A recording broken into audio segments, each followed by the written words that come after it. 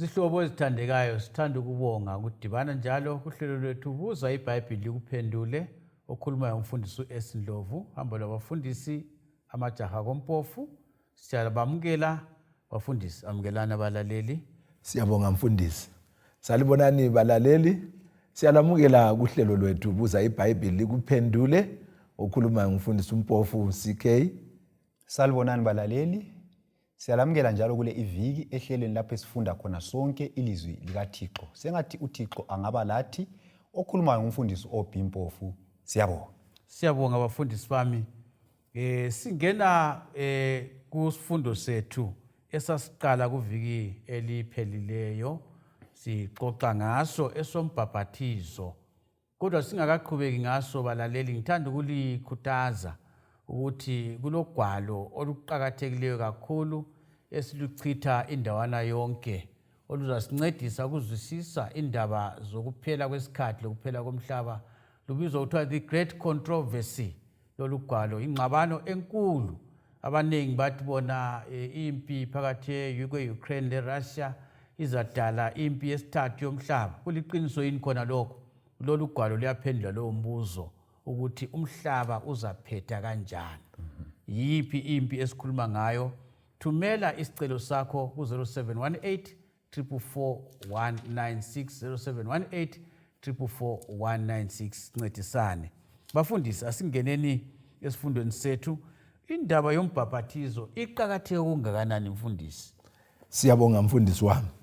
Sizafunda lapha encwadini kaJohane isahluko sesithathu. Sikhangele amavesi amathathu elesithathu usize siyefika kwelesithupha.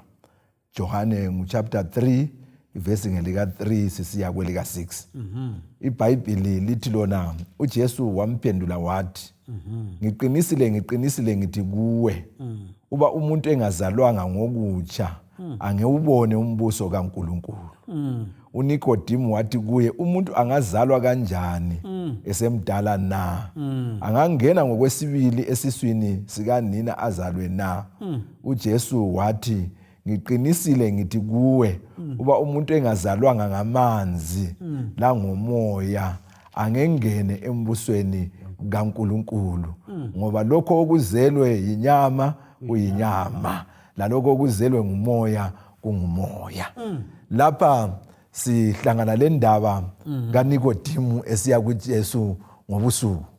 Ngoba wayeyisikhulu lo muntu. Nxa efika kuJesu ke njengoba iBhayibhili sesifundile laphana ufika zame ukuvala uJesu ngamazwi.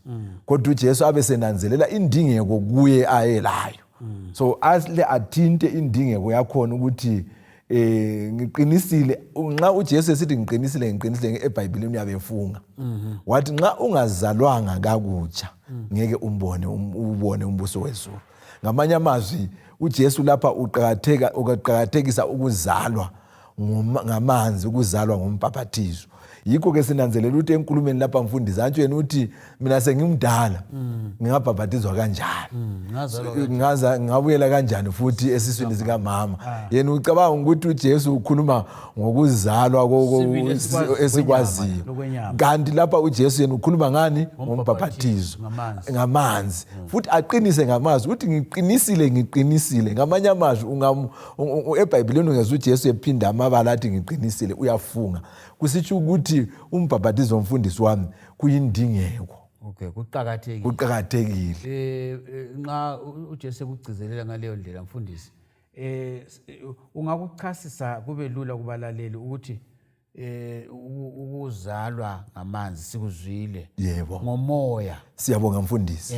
Yikho esikuthintileyo esifundweni esidlulileyo ukuthi umuntu ukuzabhabhathizwa kumele akholwe, aphenduke.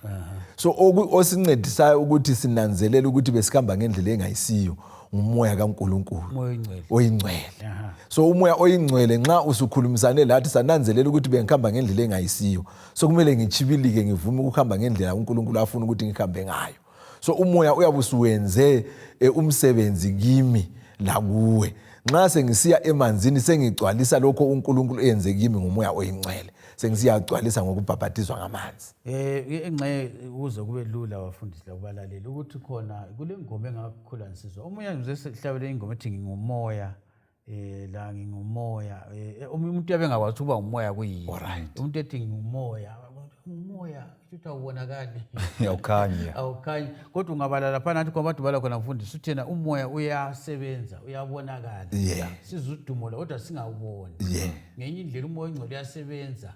Ngaphakathi kwethu kusilahlisa imikhuba emibi. Lezimpilweni zabantu. Into ingoma yahlatshe ukuthi ngamanga ngangiwaqamba. Ngaqambi futhi. Kunjalo. Igwaye ngangilibhema ansalibhemi futhi. Abe sekuthi ngani la ngoba sengazalwa butsha. Kunjalo mfundisi wami. Bona niyazwakala. Kufunekani? Sike sakuthinta uvike phela kodwa kuhle sikugcizelela. Engceni khonapho nje ngigcizelela kumfundisi uCK. Kufana umbhabhatizo kufana lo muntu olendlu ekhiwayo. Kwesinye isikhathi umuntu angahamba engcenye aye edorobheni kumbe aye emasimini echiye khile endlini abe selahla amakhiye. Umuntu lo usengabuya even engabiza umfundisi akundithandazela. But nxa engela amakhiye endlini akungeneli. Kumbe abize kumbe umongameli omkhulu welizwe kumbe linothileyo sibile ohloniphekayo. Athi abuye azokuma emnyango. Umnyango uvule ungela amakhiye. So kutshengiselana ukuthi umuntu angene embusweni kaNkulunkulu umbhabhatizo ufana lekhiye yokuvula endlini. So nxa ungela khiye endlini akunjani akungeni ungaze ulala ubusuku bonke uhlabela akungeke indlu engeke ivule ungelani ungela amakhiye. So umbhabhatizo ikhiye yokungena embusweni kabani kaNkulunkulu. So uqhakathekile kakhulu bengithe ngicizelele lapha. Siyabonga mfundisi. Then okunye lapha ke sibonile iviki eliphelele ukuthi umuntu ukuthi abhabhathizwe kumele akholwe ngokugcweleyo. Okunye sifisa sikugcizelela lapha ukuthi uMarko 16 uthi yena lo okholwayo abhabhathizwe uza kusindiswa. Ibisiphindi ithi yona kodwa ongakholwayo uza kulala. So ngezinye indlela abantu emhlabeni bangamaqembu amabili. Kulabantu abakholwayo. Ekukholweni lapha ukukholwa kuhle ukuthi umuntu akholwe kodwa akakwenelanga nxa kungasagcwaliswanga ngani ngombhabhathizo. So kufana lalokho yana sikhuluma iviki elizayo ukuthi umuntu uthi ngiyakuthanda but hayi uyabungakina nguthathi. But ukuthanda ngiyakuthanda but uyabungakina nguthathi. So umuntu okukholwayo kumele abhabhathizwe. Then okunye sikubona lapha ukuthi ongakholwayo kuthi uza kulahlwa. So ngakolunye uhlangothi lwabangakholwayo kulokulahlwa. Kodwa uNkulunkulu ngesifiso sakhe ufisa ukuthi ngaba abantu bonke bayakholwa babe sebenjani babe sebebhabhathizwa. Ufisa ukuthi ngaba abantu bonke bayaphenduka babe sebenjani sebebhabhathizwa. uNkulunkulu kafisi ukuthi abantu balahlwe kodwa kabambi ngamandla. Anti umbhabhathizo kwathinta iviki elipheleleyo futhi ukuthi umuntu kumele akhethe azikhethele then abe sesenze njani abe sebhabhathizwa. Engcenye okunye engakuthinta futhi okucina lapha kusigaba lesi ukuthi lokhu kusifundisana kusifundisa ukuthi umuntu obhabhathizwa ukuthi umuntu okumele abe sehlangene kuhle emkhumbulweni esesenelisa ukuthi azicabangele ngoba umuntu ngeke akholwe engakenelisi ukucabanga kuhle. Kumbe engcenye sesengumntwana omncane. Kufanele ukuthi abe ngumuntu osekhulile osefika esigabeni sokuthi abone ukuthi afunde ingqondo yakhe izwisise abe sekhetha ukukholwa.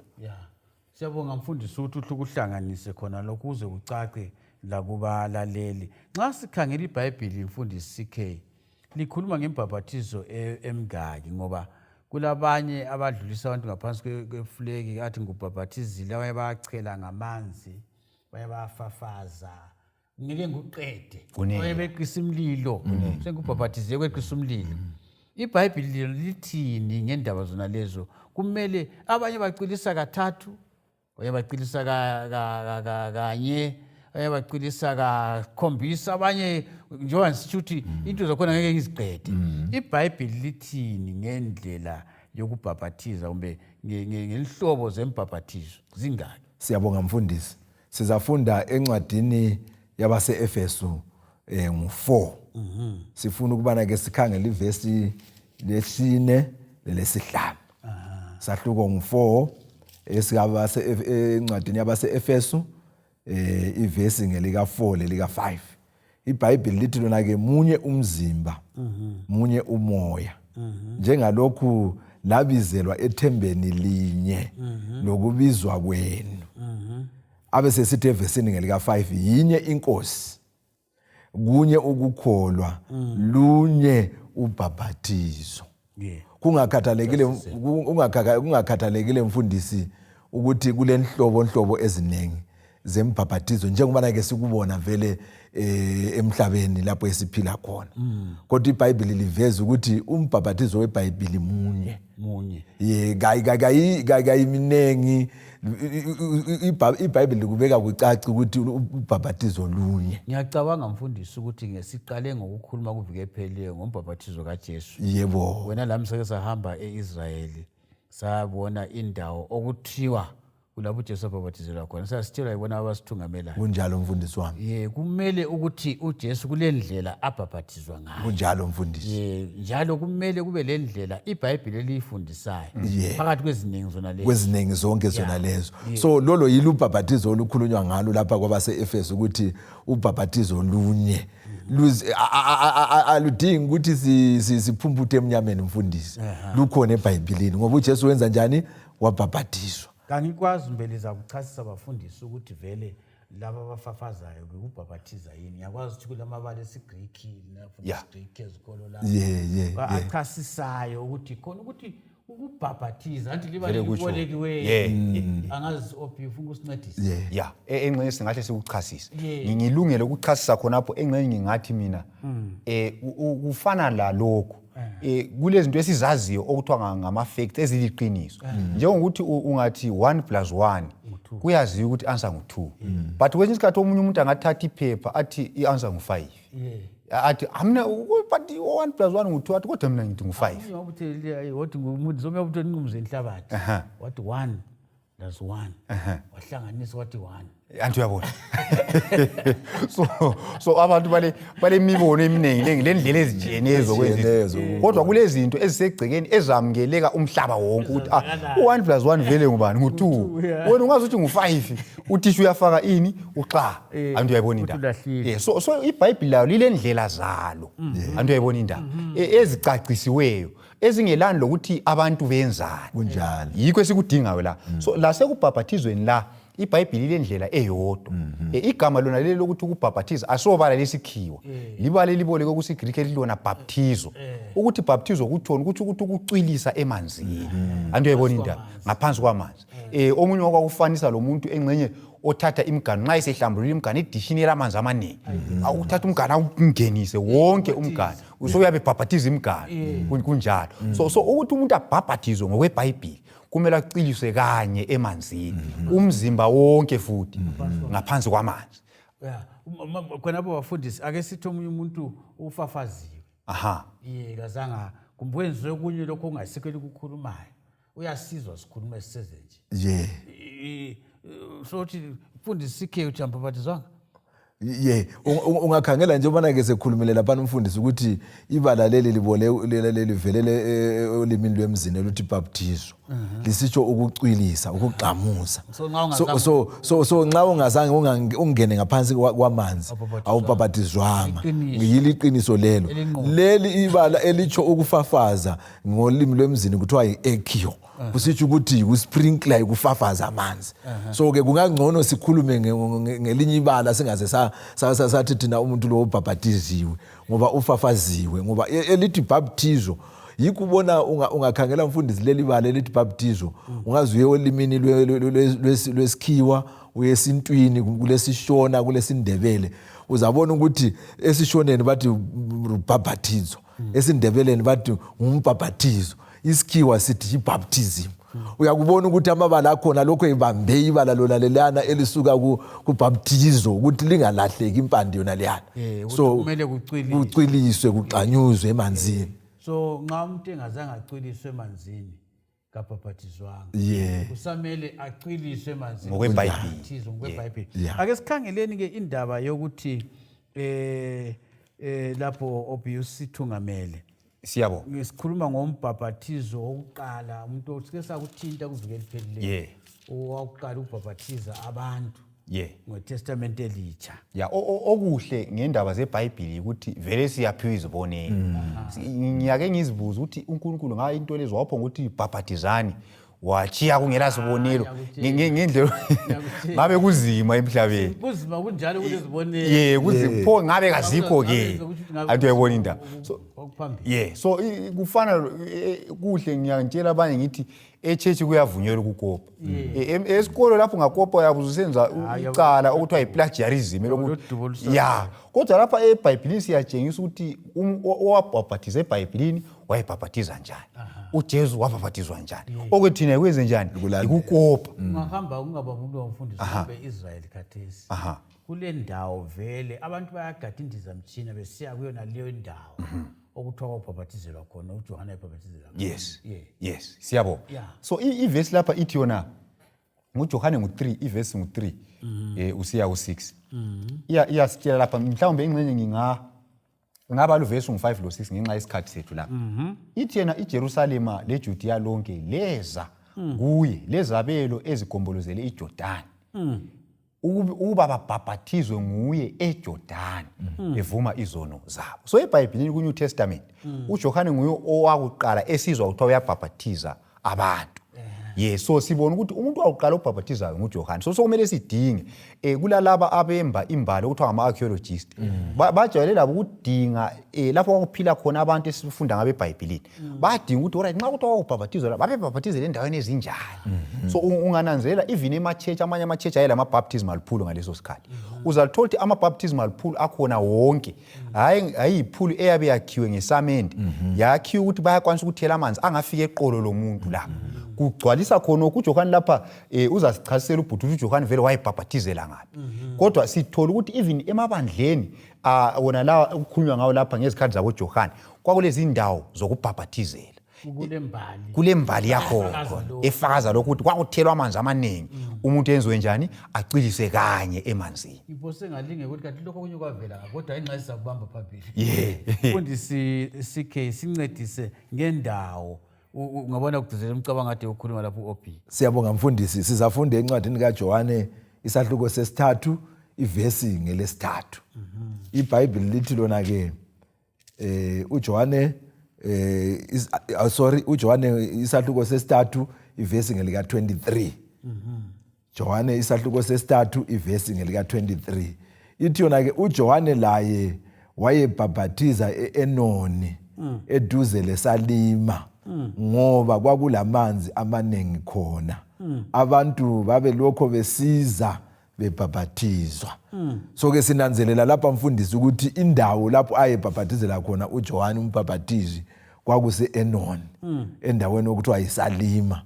Bese siphiwa isizathu ukuthi kungane wayehambe wayakhetha ukubhaphathizela kuleyo ndawo ngoba kwakulamanzi amaningi.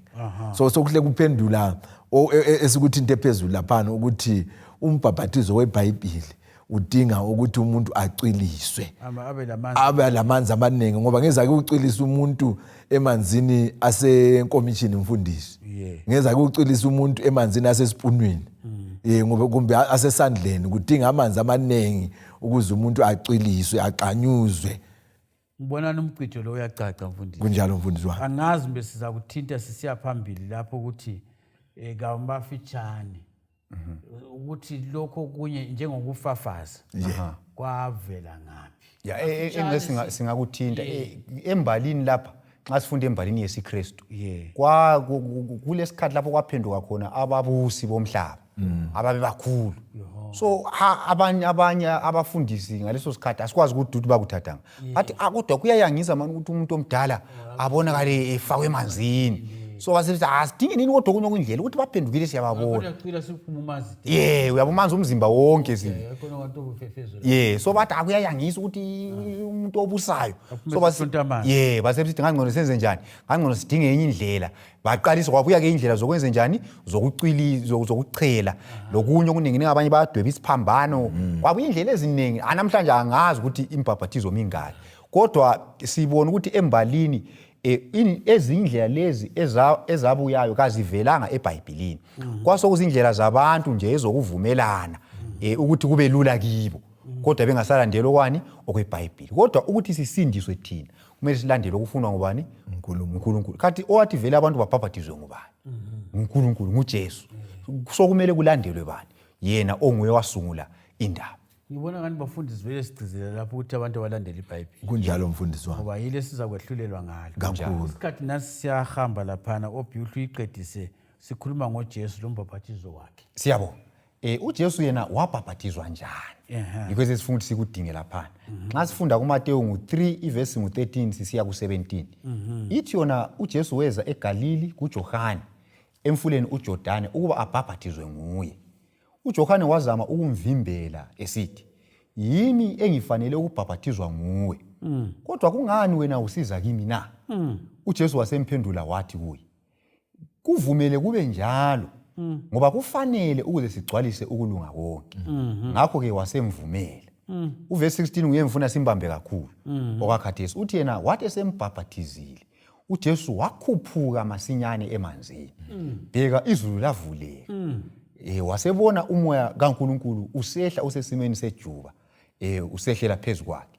Leli izwi leza livela ezulwini lisithi, "Le yindodana yami engithokoza ngayo." Uvesi 16 uthi yena esebhaphathiziwe wakhuphuka masinyane. Esikhiwa ithi yona he came up kumbe he went up. Ngiza kuchasa ngesikhiwa ngibuye esindebeleni.